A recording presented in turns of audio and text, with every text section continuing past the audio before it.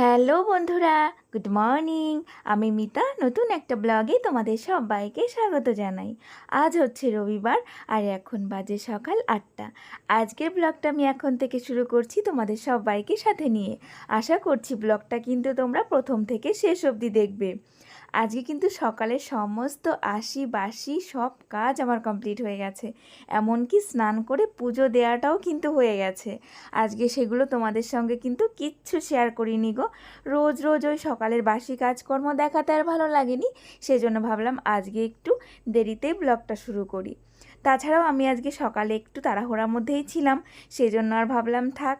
আর ভালোও লাগছিল না জানো তো, একটু তাড়াহুড়া করে কাজ করতে পারছিলাম না আজকে, একটু আস্তে আস্তে কাজ করছিলাম তো, তাই ভাবলাম যে ধীরে সুস্থে কাজ করি, আজকে না হয় ভিডিওটা নাই করলাম। তো সেই জন্য এখন এই যে ধরো 8টা তো বেজে গেছে, হ্যাঁ 8টার বেশিও হতে পারে। তো যথারীতি সকালের কাজকর্ম করে তারপরে ধরো পুজো দিয়ে স্নান করে পুজো দিয়ে রান্নাঘরে এসেছি, তো আইডিয়া করেই বললাম 8টার বেশি বেজে গেছে, আমি না ঘড়িটা দেখিনি। তো যাই হোক, এখন এই যে রান্নাঘরে এসে রান্নাঘরটাকে সুন্দর করে পরিষ্কার করে নিচ্ছি, কেন কি আজকে না সকাল থেকে এখনও পর্যন্ত রান্নাঘরে আসাই হয়নি। সকালে একবার এসেছিলাম, ওই যে ঝাড় দিয়ে রেখে চলে গেছি, আর আসিনি। আর এই যে এখন এলাম, এখন এসে সমস্ত রান্নাঘরটাকে সুন্দর করে আগে পরিষ্কার করে নিলাম মুছে, তারপরে আবার রান্নাটাও করতে হবে, তাই রান্নার আগেই কিন্তু রান্নাঘরটাকে গ্যাস, তারপরে এই দিকের এই টেবিল সমস্ত কিছু পরিষ্কার করে নিলাম। আর আজকে না আমি একটু অন্যরকম কিছু বানাবো, লুচি বানাবো। অন্যরকম আর কি বানাবো বলো তো, ওই আছে এক লুচি আর ওই যে সিদ্ধ ভাত, এই তো আমার সকালের খাবার। তো রুটিটা অতটা বরমশাই পছন্দ করে না, সেই জন্য আমাকে ওই লুচিই বানাতে হয়। রুটি আমার খেতে ইচ্ছা করে, সেই জন্য মাঝে মধ্যে না বানিয়েও ফেলি। তবে বরমশাইয়ের কিন্তু একটুও পছন্দের নয় রুটি, ভীষণ অপছন্দ করে রুটি। তবে মাঝে মধ্যে খেয়ে নেয় ওই আমার জন্য আর কি। তো সেই জন্য ভাবলাম লুচিটাই করে ফেলা যাক। তবে লুচির সঙ্গে এই যে সাদা আলুর তরকারি করব, ভেবেছিলাম যে একটু আলুর দম করব, তবে হাতে না অতটা টাইম নেই, কেন কি আলুর দম করতে গেলে আমাকে পেঁয়াজ রসুন কাটতে হবে, ছুলতে হবে, সেগুলোকে আবার পেস্ট করতে হবে, অনেক ঝামেলা গো, আমি পেরে পারবো না। তাই কিন্তু আমার অনেকটা লেট হয়ে যাবে, একা হাতে সমস্ত কিছু করতে হচ্ছে। ওদিকে তো আটাটাকে মেখে আমি ঢাকা চাপা দিয়ে নিলাম, তাহলে কি হবে বলো তো, যখন আমি আটাটা বেলবো না, তখন কিন্তু খুব সুন্দর একটা নরম হয়ে থাকবে, সেই জন্য আমি ঢেকে রাখলাম। আর এইদিকে এখন সাদা আলুর তরকারিটাও করে নিচ্ছি। আর আমি কিন্তু আটার মধ্যে না একটুও ময়দা দিইনি, আজকে শুধু আমি আটা দিয়েই কিন্তু লুচি বানাবো। আর এখন কিন্তু আমি বেশিরভাগ আটা দিয়েই লুচি বানাচ্ছি, এর মধ্যে কিন্তু ময়দা দিচ্ছি না, কেন কি ময়দাটা না যত কম খাওয়া যায় ততই কিন্তু ভালো। আর এই যে এখন আমি লুচিগুলো বেলে নিচ্ছি, হাজব্যান্ড চলে এসেছে বাড়িতে, তবে ওকে আর সাহস পেলাম না লুচিগুলো বেলে দেওয়ার কথা বলতে, জানো তো, কেন কি ও কেবলই পড়িয়ে আসলো আর খাটনি করে এসেছে, এখন বলা যায় বলো তো যে আমার লুচিগুলো বেলে দাও? তো কেমন একটা লাগে না, কেবল কষ্ট করে এলো, এখন আমি একদমই বলতে পারবো না ওকে যে আমার লুচি কটা বেলে দাও। ওর কথা তো আমাকে একটু বুঝতে হবে বলো। হ্যাঁ, আমার কষ্ট হোক হোক, তবে ও কেবল খাটনি করে এলো, ওকে আর কষ্ট দেব না। তাই ভাবলাম থাক, ও একটু রেস্ট নিক, আমি কষ্ট করি, আগে রুটিগুলো বেলে নিই, লুচিগুলো আগে বেলে বেলে রাখি, তারপর ভেজে নেব। আমি আবার লুচি না বেলতে বেলতে ভাজতে পারি না, রুটিটা বেলে বেলে ভাজতে পারি, কিন্তু লুচি আমি পারি না। তোমরা পারো গো এরকম এক হাতে লুচি বেলে আর এক হাতে ভাজতে? আমি পারি না, এখনও অতটা গৃহিণী হয়ে পারিনি, রাঁধুনি হয়ে পারিনি আর কি। তো যাই হোক, ভবিষ্যতে হয়তো পারবো, অনেকেই পারে জানো, এক হাতে লুচি বেলে আবার এক হাতেই ভাজে। তো আমি সেটা পারি না বলে সেই জন্য আগে আমি লুচিগুলো এই যে বেলে নিলাম, তারপরে এখন ভেজে নিচ্ছি। আর এইদিকে আমার সোনামাও এখন উঠে পড়েছে জানো তো। তো সোনামা এখন অনেকটা লেট করে উঠছে, যেহেতু দিনের বেলা এখন ঘুমাচ্ছে না, সেজন্য সকালে অনেকটা লেট করে উঠছে। ওইদিকে রাতেও কিন্তু সকাল সকালে ঘুমিয়ে পড়ছে, আর দিনের বেলা কোনো ঘুম নেই, সারা দিন এইভাবে চলবে ও দুষ্টুমি। তো এখন হাজব্যান্ডকেই বললাম আজকে একটু তুমি ব্রাশ ট্রাশ ওকে করিয়ে দাও, কেন কি লুচি বানাতে বানাতে এখন যদি মাম্মামকে আমি ফ্রেশ করতে যাই, তাহলে এদিকে কিন্তু এগুলো বানানো হবে না, এদিকে অনেকটা লেটও হয়ে গিয়েছে। আবার মা লুচি তরকারি এগুলো তো খাবে না, সেজন্য মায়ের জন্য কিন্তু অল্প কটা ভাত বসিয়ে দিয়েছি, সিদ্ধ ভাত, কেন কি মাকে আমি তেলের জিনিস না দিতে চাইছি না এখন। পূজাদি ভাই বলেছ যে মাঝে মধ্যে হাজবেন্ড আর মেয়েকে নিয়ে ঘুরতে যাবে, তাহলে না অনেক ভালো লাগবে, মনটাও ফ্রেশ লাগবে। হ্যাঁ গো দি ভাই, সেটা না আমিও ভাবি, তবে ওই যে সংসারের কাজের চাপে না হয়ে ওঠে না। আর এইদিকে জানো তো বড়মাসাও সময় পায় না। আর আমি জানি এতে করে মামামের না অনেক ভালো লাগে যদি আমরা বাইরে যাই, তবে ওই যে যাওয়া হয়ে ওঠে না। তবে তোমার কথাটা না এবার থেকে মাথায় রাখবো। আর লুচিগুলো কিন্তু আমি দেখো বানাতে শুরু করে দিয়েছি, আর কি সুন্দর ফুলছে সেটা একবার দেখো। সত্যি কথা বলতে আমি যতদিন লুচি বানিয়েছি এমন কোনো দিন নেই যে আমার লুচি ফোলেনি। দেখো একবার তোমরা, তোমাদের কি খেতে ইচ্ছা করছে এরকম লুচি ফোলা দেখে? ফুলকো ফুলকো লুচি আমার তো ভীষণ ভালো লাগছে। এই যে বানাচ্ছি এখন, এডিটিং করছি, এখনই মনে হচ্ছে কি একটা খেয়ে নিই, এরকম মনে হচ্ছে। আর এই যে লুচি বানানো আমার শেষ, আর এখন কিন্তু প্লেটে এই যে লুচিগুলো সাজিয়ে নিচ্ছি। মামামের জন্য একটা প্লেট আর আমাদের জন্য একটা প্লেট। মামাম কিন্তু আমাদের সঙ্গে খাবে না, ও বলবে আমার প্লেট কোথায়। সেই জন্য মামামের জন্য এই যে ছোটো প্লেটটা সাজিয়ে নিয়েছি, আর আমাদের জন্য বড় প্লেট। তো খেয়ে উঠতে না উঠতেই দেখো কি অবস্থা, বাইরে বৃষ্টি চলে এসেছে। সকালে কিন্তু আমি একদমই ভাবিনি যে বৃষ্টি আসবে। সকালে কিন্তু আকাশটা ভীষণ পরিষ্কার ছিল, এমনকি রোদও উঠেছিল। আর দেখো সকালের খাওয়াটা হতে না হতেই এই যে চলে এসেছে বৃষ্টি। আর আমি আর মাম্মাম দরজার সামনে বসে বসে বৃষ্টি দেখছি। এর আগে কিন্তু ভালোই বৃষ্টি হয়ে গেছে, এখন অবশ্য একটু কমেছে। আর ওই দেখো কলপারে বাসনগুলো রেখে এসেছি, মাজা হয়নি। খেয়ে উঠেই বৃষ্টি চলে আসলো, আর মাজতে পারলাম না। ভিজে ভিজে মাজবো না এখন, কেন কি স্নান করে নিয়েছি। এখন ভিজে ভিজে মাজতে গেলে না ওই যে সমস্ত জামাকাপড় ভিজে যাবে, তখন আর কি করব, আবার আমাকে স্নান করতে হবে। আর দেখেছো ওই কলপারে একটা ধামা রয়েছে, ওর মধ্যে আমি সকালে ভিজিয়েছিলাম বেড কভার। ভাবতে পারছো, ভেবেছিলাম যে কলে জল আসবে তখন আমি এগুলোকে ভালো করে কেচে দেবো দুপুরের দিকে।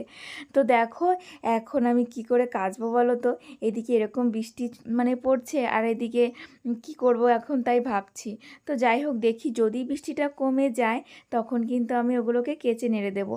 যাই হোক, জলটা ঝরে গেলে তবুও কালকে যদি একটু রোদ ওঠে তবে কালকে নেড়ে দিলে কিন্তু শুকিয়ে যাবে।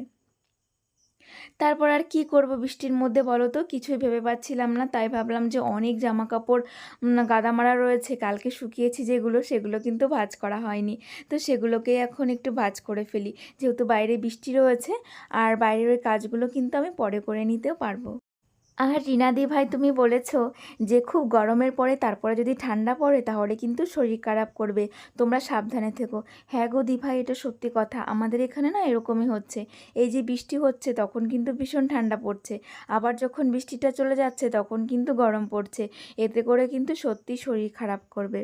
আর আমার সুইট বুনু নেহা, তুমি বলেছ যে কালকে যে আমি গার্ডার দিয়ে চুলটা বেঁধেছিলাম তাতে নাকি আমাকে খুব কিউট লাগছে। থ্যাংক ইউ বুনু, অনেক ধন্যবাদ। তুমি আমাকে বলেছিলে যে খোপা বাদ দিয়ে মাঝে মধ্যে একটু অন্যরকম করে চুল বাঁধতে, আর তোমার কথাটা রাখতেই কিন্তু আমি এইভাবে চুলটা বেঁধেছি, জানো তো। আগে মাম্মামের জামা কাপড়গুলো ভাঁজ করে নিলাম, আর এখন দেখো যে গেঞ্জিগুলো ভাঁজ করছি এগুলো কিন্তু আমার বড়মশাইয়ের না, এগুলো হচ্ছে দাদার গেঞ্জি। দাদা সেদিন এসেছিল, ওনা গেঞ্জিগুলো রেখে গেছে।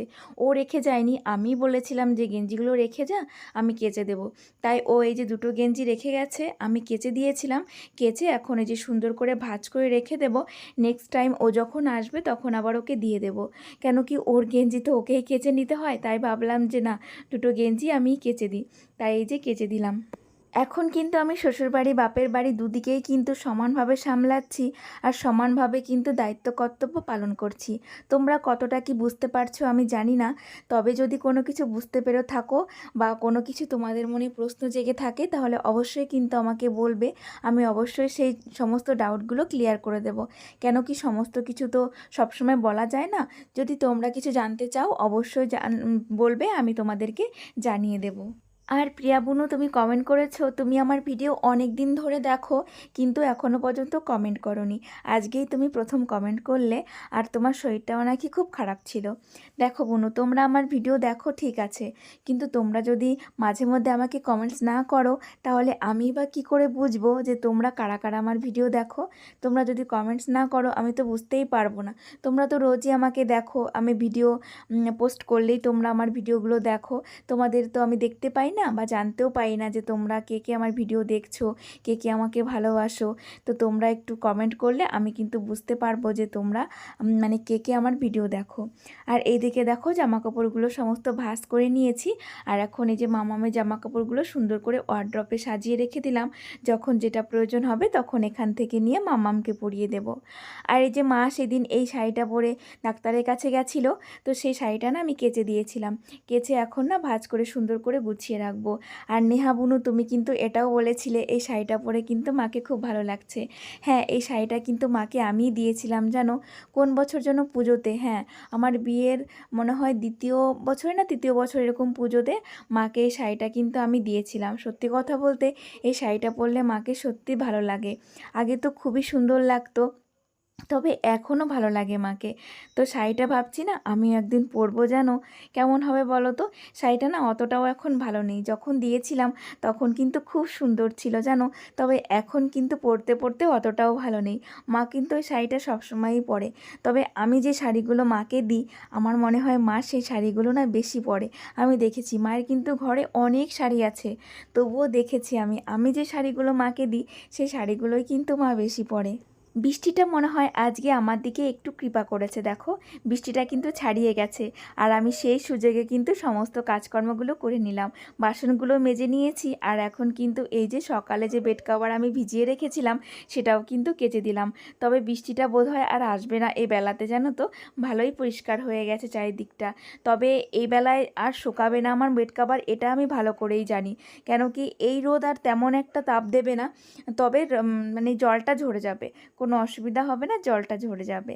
তো এটা ঘরে তুলে রাখবো, কালকে কিন্তু আমি আবার শুকিয়ে নেব।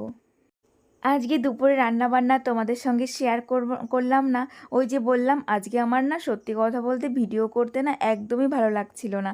তবু ওই যে তোমরা অপেক্ষা করে বসে থাকবে সেই জন্যই কিন্তু আমি ভিডিওটা করলাম। তো তোমাদের যদি ভালো লাগে অবশ্যই কিন্তু একটা কমেন্টস করবে। আর সত্যি কথা বলতে তোমরা কমেন্টস না করলে তোমাদের সঙ্গে গল্প করব কি করে বলো তো। তোমরা আমার সম্বন্ধে জানতে চাইবে, প্রশ্ন করবে, সেগুলো উত্তর দেব, তবেই তো তোমাদের সঙ্গে গল্প করা হবে, তাই না বলো। আর দুপুরে রান্নাবান্না করে নিয়েছি, তারপর এখন সোজা চলে এলাম বিকালবেলাতে। আর এই যে বিকালবেলা এখন ভাবলাম শোকেসটাকে একটু সুন্দর করে গুছিয়ে নিই, জানো অনেক দিন হলো এইগুলো না বের করে আবার সুন্দর করে গোছানো হয় না, সেই যে কবে গুছিয়েছি আমার মনেই নেই। তবে এগুলো বের করে মাঝে মধ্যেই যে পরিষ্কার করে আবার সুন্দর করে গোছালে কিন্তু বেশ সুন্দর লাগে, মানে একটু নতুনত্ব লাগে, আমার তো সেটাই মনে হয়। সেই সমস্ত জিনিসগুলো দিয়েই আমি সাজাবো, তবে মানে বের করে আবার যদি নতুন করে সাজাই না তাহলে একটা নতুনত্ব ভাব চলে আসে। তবে ওই যে টাইমের অভাবে তো হয়ে ওঠে না। তবে আজকে যেহেতু ঠান্ডা ঠান্ডা ওয়েদার আছে, মেঘলা মেঘলা বেশ ভালোও লাগছে। তবে খুব গরম পড়লে না তখন এগুলো একদমই করতে ইচ্ছা করে না। আর বিকালে তো আমার ঘরে কোনো কাজই করা যায় না, বিকালেই ভীষণ পরিমাণে গরম হয় আমার ঘরটা, সেজন্য আর কিছু করতে ইচ্ছা করে না। তবে আজকে ওয়েদারটা ভালো রয়েছে, তাই ভাবলাম চলো আজকে আমার এই শোকেসের দুটো মানে পার্টটা আমি একটু ভালো করে পরিষ্কার করে ফেলি। পুরো শোকেসটা তো একদিনে সম্ভব হয়ে ওঠে না, কেন কি অনেকটা টাইম লেগে যাবে, আর অত টাইম কিন্তু আমার হাতেও থাকবে না। এই যে এইটুকু করছি, এইটুকু করতে করতেই কিন্তু সন্ধ্যা লেগে যাবে। তারপরে তো সন্ধ্যার কত কাজ রয়েছে সেটা তো তোমরা ভালো করেই জানো, তোমাদের প্রত্যেকেই তো সন্ধ্যার সময় কত কাজ থাকে, তো সেম কাজগুলো কিন্তু আমারও থাকে। আর সুলতানা বুনু, তুমি কমেন্ট করেছো তোমার বাড়ি হচ্ছে আসামে। তো বুনু তোমার বাড়ি আমার বাড়ির থেকে অনেকটা দূরে গো, যদি একটু কাছাকাছি হতো তাহলে অবশ্যই তোমার সঙ্গে দেখা করতে পারতাম, তবে আসাম অনেকটা দূর আমার বাড়ি থেকে। তো জানি না, হয়তো যদি ভগবান চায় একদিন না একদিন অবশ্যই তোমার সঙ্গে আমার দেখা হয়ে যাবে। আর পূর্ণিমা কমেন্ট করেছো, তুমি বলেছো কি তোমার বাড়ি কি ত্রিপুরায়? না গো, আমার বাড়ি ত্রিপুরায় নয়, আমার বাড়ি হচ্ছে নদিয়া, পশ্চিমবঙ্গ। যদি চিনে থাকো অবশ্যই কমেন্ট করে জানিও। আর কৃষ্ণা বুনু কমেন্ট করেছো, তুমি বলেছো দিদিভাই খুব ভালো লাগলো ভিডিওটা। থ্যাংক ইউ, অনেক অনেক ধন্যবাদ বুনু তোমাকে। আর তুমি বলেছো তোমাদের রাজস্থানে একটুও বৃষ্টি হচ্ছে না। হ্যাঁ গো, রাজস্থানে না বৃষ্টি কম হয়, আমি জানি, কেন কি শুনেছি, কেন কি আমার দুটো ননদ না রাজস্থানে থাকে, ওরাই বলে যে ওখানে নাকি বৃষ্টি একদমই হতে চায় না। তো তোমার কি বরাবরই বাড়ি রাজস্থান, নাকি তুমি রাজস্থানে কোনো কর্মসূত্রে থাকো? অবশ্যই কিন্তু আমাকে জানাবে। আর এই যে দেখো, তোমাদের সঙ্গে গল্প করতে করতে কিন্তু আমি সুন্দর করে আমার শোকেসটাকে সাজিয়েও নিলাম। তোমাদেরকে কেমন লাগছে বলো তো? আগের থেকে একটু অন্যরকম লাগছে কি না বলো তো? কেন কি আগে সেই সব জিনিস দিয়েই কিন্তু আমি শোকেসটা সাজিয়েছি, তবে আমার তো মনে হচ্ছে একটু অন্যরকম লাগছে। তোমাদের মনে হচ্ছে একটু অন্যরকম লাগছে? তো যাই হোক, যদি তোমাদের অন্যরকম লাগে বা ভালো লাগে তাহলে কিন্তু অবশ্যই আমাকে জানাবে। একটা জিনিস একরকম দেখতে দেখতে না বেশি দিন ভালো লাগে না, তারপরে যদি একটুখানি ওলটপালট করে সাজিয়ে দেওয়া যায় তাহলে কিন্তু আবার অন্য রকম লাগে, অনেক সুন্দর লাগে। আমি সেই জন্য একই সেম জিনিস দিয়েই একটু ওলটপালট করে সাজিয়ে রাখি সমস্ত কিছুই, শোকেস বলো, তারপরে ওই যে ওয়ার্ড্রপের ওপরে বলো, আলনা বলো, সমস্ত কিছুই জানো তো, একটু ওলটপালট করে সাজিয়ে দিই, এতে করে কিন্তু একদম নতুনত্ব লাগে। আর আজকের ব্লগটা আমি এখানেই শেষ করব। তোমাদের সবাইকে টাটা।